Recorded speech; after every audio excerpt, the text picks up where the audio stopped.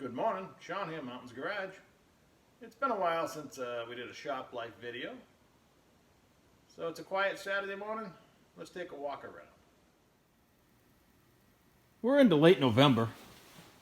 The good days outside to do things are few and far between.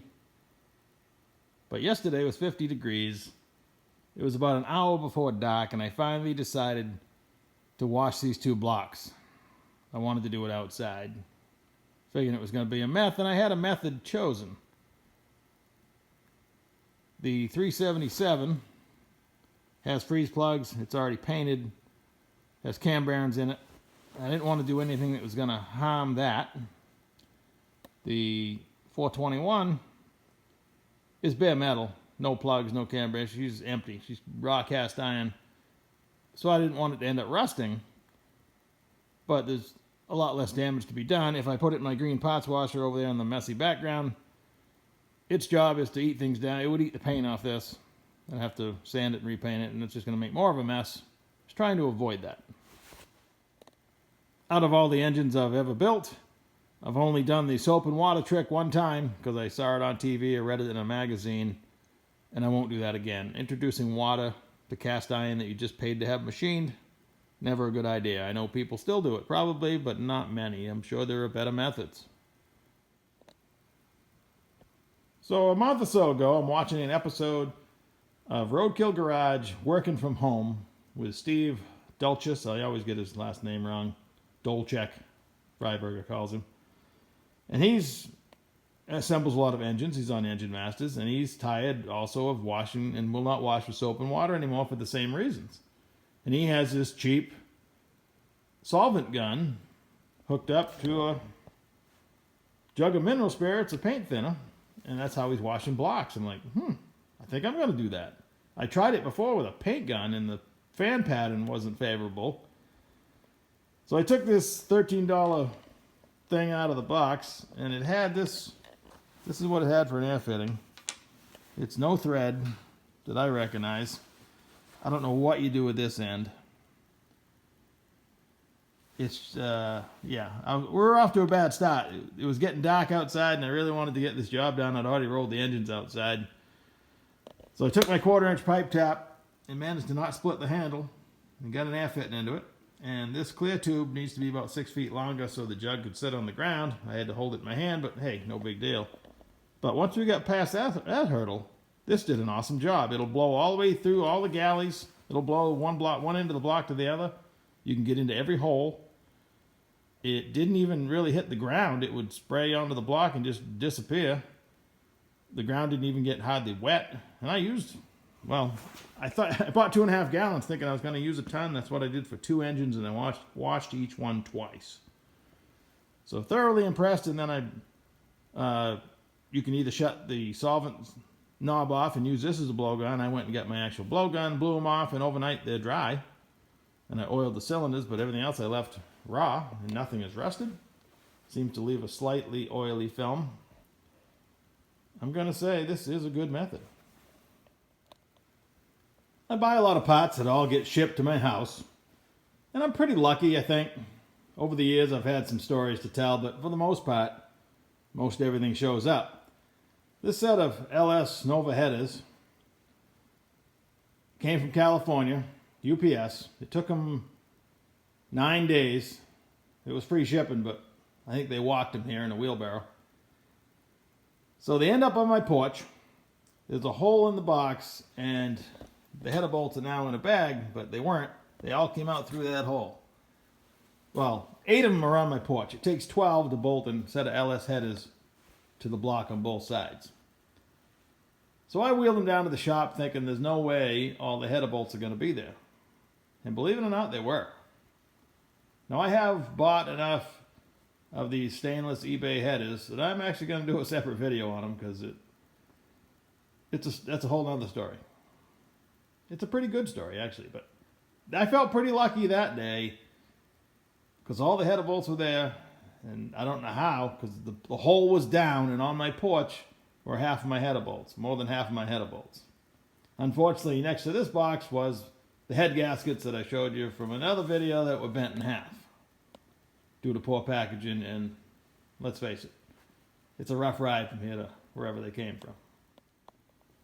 It's that time of year where I work on shifters. Don't ask me why I only do it in the wintertime, but that's just the way it worked out last year. Might as well make it a tradition. This nice gentleman sent me this Hurst version of the Vertical Gate 2, they called it. Original Mr. Gasket design. Pretty rare. I actually have one I'll show you in a minute. Just like it. They only did it for a few years, I think, before they stopped making them. So I threw my mock-up transmission on the bench. It's actually a fully functioning transmission, but it's the one I seem to bolt shifters on the most because it has a nice stand and everything. So he wants straight rods and everything that I typically do. I have to choose a shifter for the Nova when I put a T10 in it. And if I go H pattern, I'm kind of in love with these Hurst Speedway shifters. I bought 2 of them. They were made for NASCAR. They're, I don't know, 25% larger in every way from a regular one. They're pretty big. They take up the same space as an inline shifter. I mean, it's going to take a bigger hole in the floor. I'm okay with that, but if everything was true, these were from an RCR auction. So the big man himself never used this one. It never got used that I'm aware of. And after he crashed and died at Daytona, they actually moved the driver over in the car and get rid of the side linkage, and now the shifters are all up on top and they run a different style transmission. So this is a piece of history, if you will. I'd never seen them before. It's greasable. It's just massive. It's probably made to last forever. I mean, a regular Hurst shifter lasts forever, so it's just a nice piece. This white cabinet has become my shifter business, if you will. I had to expand. I had to put some bins on top. And I've been collecting all kinds of different Hurst shifters. And in my world, this is pretty organized. You know, try to separate in categories, but there's my Hurst version of the Vertical Gate 2, is what Hurst called it, like I mentioned. I also need to put, all the same treatment to it. I went through a lot of these last year. All Mr. Gasket ones, no Hurst ones. Not that there's any difference, other than this is probably a little rarer, but they're both rare at this point. I buy all the 4-speed ones I can get my hands on, and as I get time, these are all ready to assemble. And now that I got my new big bandsaw, I can make more brackets, or make them easier anyway. So yeah, it's a fun little project that turned into, kind of a money-making endeavor. And it's fun. I enjoy it. I don't enjoy repetitive things. And other than drilling and tapping the 3 rods, both ends, right and left hand, that gets a little bit repetitive. But the rest is fun. And that's important, I guess. If you have a choice, you'd like your work to be fun. Believe it or not, this is a bench that I had cleared about 4 months ago because I reinforced it so it would hold more stuff. And it's doing a good job. There's a couple T10s that are all ready to go in the back.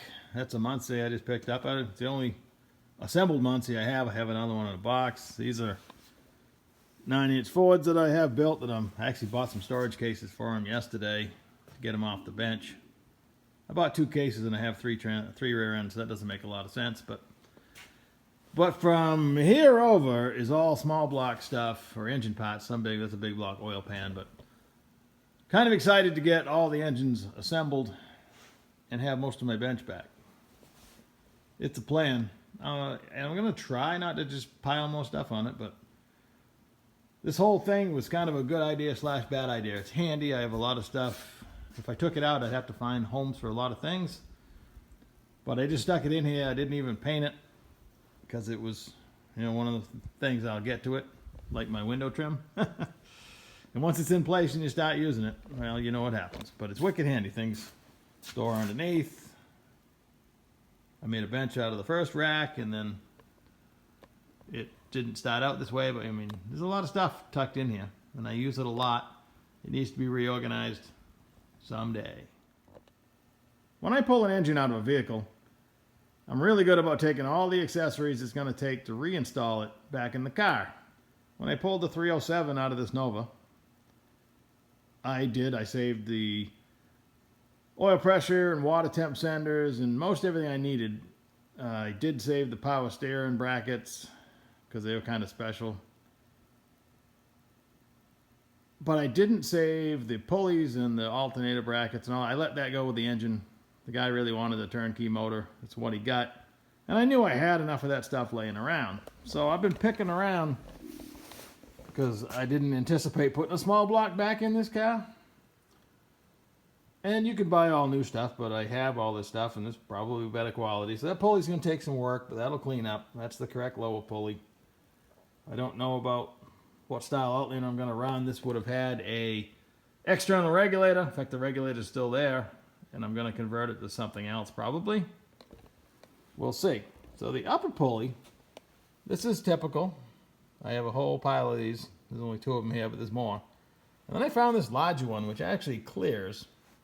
So I'm pondering, is this free horsepower, or is this overheating in traffic, running the bigger pulley? I mean, Chevrolet did it. I don't know where this pulley came from, but you'd technically be turning the pump a little bit slower. I probably will just put the normal one on. I was pleased that the ZZ383 came with the spider, the lifters, a lot of the small hardware to reassemble it. And it came with most of the head bolts, but it was missing 2 of the long ones. So I had a brand new Elgin set, which is identical. The outside ones are plated, the inside ones are natural, same head. They are the same ones that Chevrolet used, for sure.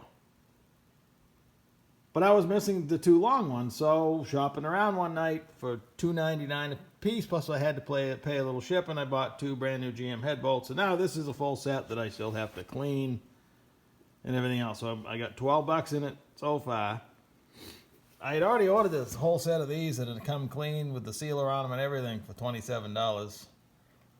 Part of me just can't throw these away. I want to make a full set, so I did. And I have 2 engines, so now I got a full set of the Elgins ready to go, and these I'll just have to clean. No big deal, but I'm not sure I did myself any savings, but part of me just can't throw away perfect good. This would just sit around in the box forever otherwise. So that's what I did. I enjoy coming out here first thing in the morning before anybody gets up and kind of assess my mess from the day before. Pick up after myself. It got so bad the other day. During the day, I had to stop and just put everything away because I couldn't find anything. That happens. So I'm going to do something. You enjoy your day. Thanks for following along.